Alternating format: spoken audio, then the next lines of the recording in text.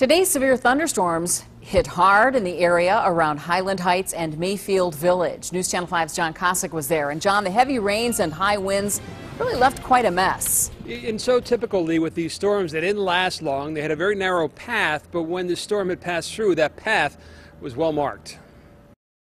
In the early evening hours, crews worked to clear the damage caused by the severe storms that ripped through this part of eastern Cuyahoga County. The evening sky starkly different than what Evelyn saw earlier. And then all of a sudden, it got black, and the wind, and you just knew something terrible was going to happen. For her and about a half dozen of her neighbors, that something was about to be toppled trees. So just wind blowing all over, and all of a sudden I hear something go creak.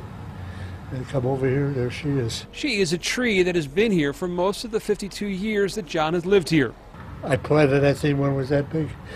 It's got to be heartbreaking in a way. Oh yeah, in a way, yeah. What are you going to do? His house was spared, and luckily so too was Keith's, at least most of it. But it took the tree down, took everything on the side of the shed, and then if you go between the shed and the garage, you can see it took the whole overhang on the side of the garage off. Wow, were you home at the time? My wife was. What did she hear? She ran down the basement. She thought it was a tornado. She was scared to death. She's still upstairs shaking. With the wind came heavy rain and flash flooding. In Mayfield Heights, special valves on some storm sewers are designed to cause a controlled flood. It keeps it on top of the street and out of the basements.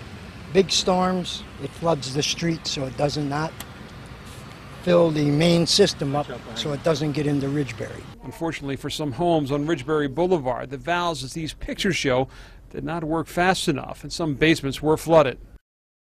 Fortunately, no one was seriously injured in any of these storms that passed through, and the roads that were closed for a while this afternoon were reopened a short time later. Reporting live on your side, John Kosich, News Channel 5.